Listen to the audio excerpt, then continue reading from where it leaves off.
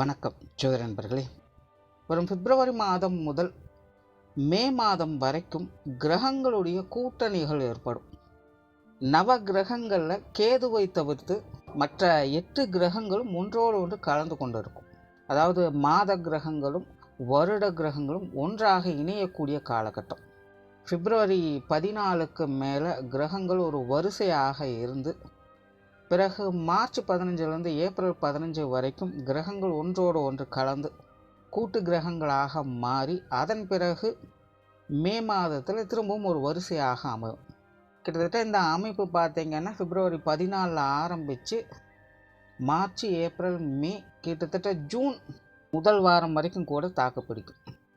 கிரகங்கள் ஒன்றாக சேர்ந்து இருக்கும்பொழுது கூட்டு கிரக அமைப்புகள் ஏற்பட்டு கூட்டு கிரக யோகா அமைப்புகள் அப்படிங்கிறது செயல்படும்.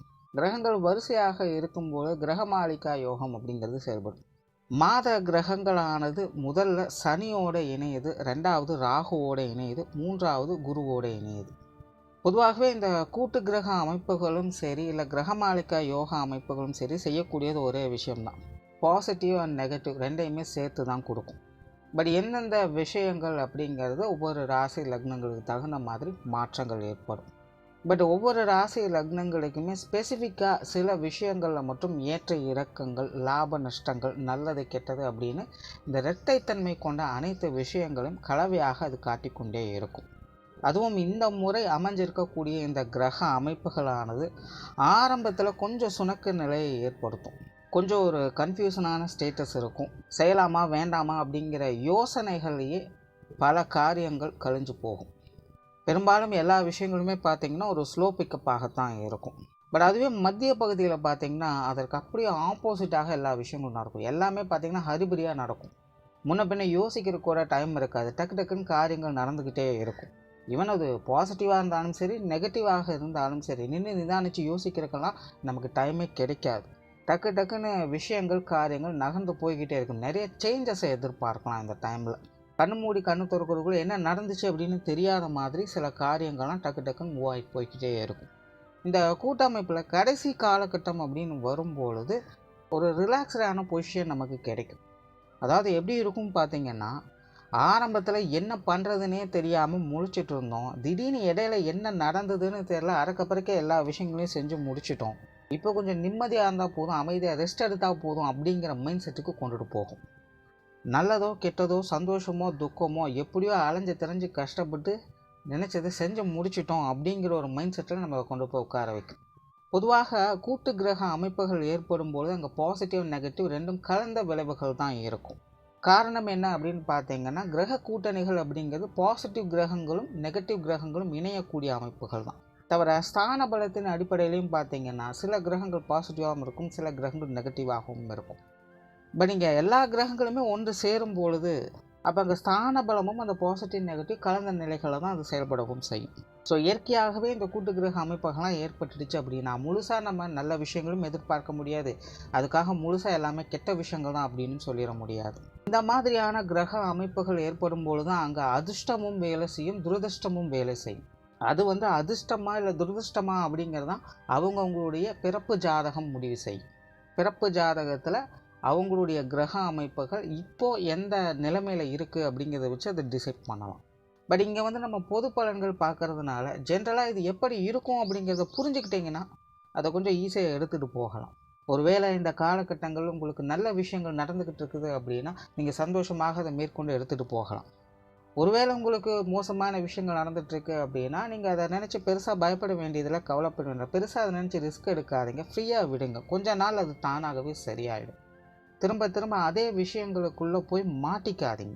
ஒரு 3 மாதம் பொறுமையாக இருந்துட்டு அதன் பிறகு உங்களோட ப்ராசஸை ஸ்டார்ட் பண்ணுங்கள். ஸோ அதற்கு தகுந்த மாதிரி நீங்கள் கொஞ்சம் ஃப்ளெக்சிபிளாக இருந்துட்டீங்க அப்படின்னா இந்த காலகட்டம் உங்களுக்கு கொஞ்சம் சமாளிக்கக்கூடிய வகையிலும் சிறப்பான வகையிலும் அமையும். தவிர பொதுவான வகையில் ஒவ்வொரு ராசி லக்னங்களின் வகையில் ஒவ்வொரு ராசிக்கும் ஒவ்வொரு விதமான வகையில் இது ஸ்பெசிஃபிக்காக வேலை செய்யும். அது உங்களுடைய ராசிக்கு என்னென்ன விஷயங்கள் அப்படிங்கிறத மேற்கொண்டு பார்க்கலாம். தவிர இது ராசிக்கு பொருந்துமா இல்லை லக்னத்துக்கு பொருந்துமா அப்படிங்கிற டவுட்டு வேண்டாம். ஏன்னா இது ராசிக்கும் பொருந்தும், லக்னத்துக்கும் பொருந்தும்.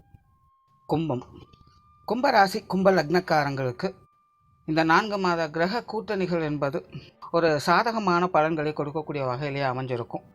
பட் அதனுடைய செயல்முறைகள் அப்படின்னு பார்க்கும்பொழுது முன்னாடி சொன்ன மாதிரி ஏற்றத்தாழ்வுகளுடைய இருக்கும். சில சடன் சேஞ்சஸை உங்களுடைய லைஃப்பில் எதிர்பார்க்கலாம்.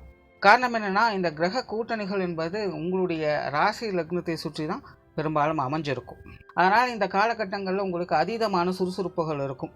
தன்னம்பிக்கை, தைரியம் போன்ற விஷயங்கள்லாம் கொஞ்சம் அளவுக்கு அதிகமாகவே வேலை செய்யும். அதாவது எப்படின்னா, உங்களுக்கு தேவையான விஷயங்களை எந்த வகையிலாவது பெற்றணும் அப்படிங்கிற அந்த தீவிரத்தன்மையை கொடுக்கும். அதாவது நல்லது கெட்டதை யோசிக்க விடாது. ஸோ கும்பராசி கும்ப லக்னக்காரங்கள்லாம் அந்த விஷயங்களெல்லாம் கொஞ்சம் கவனமாக இருக்கணும். அந்த ஏற்றத்தாழ்வுகள் அப்படிங்கிறது இதனால தான் அதிகமாக ஏற்படும். சிலர்லாம் பார்த்தீங்கன்னா, குறுக்கு வழியில் போயாவது தங்களுக்கு தேவையான விஷயங்களை அடைஞ்சிடணும் அப்படிங்கிற முனைப்போடு செயல்படுவாங்க. ஈவன் ஒரு நல்ல காரியத்தை கூட கெட்ட வழியில் போய் செய்ய வேண்டிய சூழ்நிலைகள் ஏற்படும். ஏன்னா கிரக கூட்டணிகள் கலவையான நிலைகளிலிருந்து செயல்படும் பொழுது இந்த கும்பராசி கும்ப லக்னக்காரங்களுக்கு முரண்பாடான மன எண்ணங்கள் அதிகமாக வேலை செய்யும். ஒரு தொலைநோக்கு சிந்தனையோடு செயல்படுவீங்க. பல திட்டங்கள் இயற்றுவது போன்ற விஷயங்களை மனதை தள்ளாடச் செய்யும். சுய ஜாதக அடிப்படையில் சிலருக்கெல்லாம் பார்த்தீங்கன்னா, இந்த அமைப்புகள் இந்த காலகட்டங்களில் ராஜதந்திரம் போல ஒரு அமைப்புகளை உண்டாக்கி கொடுக்கும். ஸோ இந்த காலகட்டங்கள்லாம் முடிஞ்சிருந்ததற்கு இந்த மாதிரியான ஜாதக அமைப்பு கொண்டவங்களுக்கு அதனுடைய பெனிஃபிட் அப்படிங்கிறது சாதகமாக அமையும். அதுவே சுய ஜாதகத்தில் கிரக அமைப்புகள் சரியில்லை அப்படிங்கிறவங்களுக்கும் சில தந்திரமான விஷயங்களில் ஈடுபட்டு வருவாங்க. பட் பிற்காலத்தில் அது அவங்களுக்கு ஏதாவது ஒரு பிரச்சனைகளை ஏற்படுத்தலாம். அதனால் முடிஞ்ச அளவுக்கு கும்பராசி கும்ப லக்னக்காரங்க நேர்மையான வழிகளை கடைபிடிக்கிறது நல்லது. அதாவது இதெல்லாமே நீங்கள் பிளான் போட்டு செய்யக்கூடிய விஷயங்கள் அல்ல, உங்களையே அறியாமல் நீங்கள் செய்யக்கூடிய விஷயங்களாகத்தான் இது அமையும். அதனால் கொஞ்சம் விழிப்புணர்வோடு செயல்பட வேண்டிய காலகட்டம் தான். பட் விஷயங்கள் காரியங்கள் அப்படின்னு வரும்போது கண்டிப்பாக உங்களுக்கு சக்ஸஸ் அப்படிங்கிற நிச்சயமாக இருக்கும். குறிப்பாக குடும்ப விஷயங்கள் காரியங்களில் மன மகிழ்ச்சி தரக்கூடிய விஷயங்களை அதிகம் எதிர்பார்க்கலாம். குடும்பத்துக்குள்ள சுப விசேஷங்கள் சுப காரியங்கள் போன்ற விஷயங்கள்லாம் இந்த காலகட்டங்களில் பார்த்து வருவீங்க.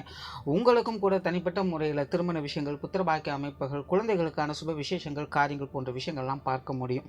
குடும்ப உறவுகளுக்குள்ளேயும் பார்த்தீங்கன்னா ஒரு நல்ல ஒற்றுமையான நிலையை எதிர்பார்க்கலாம். மற்றவங்களுடைய சப்போர்ட் அப்படிங்கிறது உங்களுக்கு கிடைக்க ஆரம்பிக்கும்.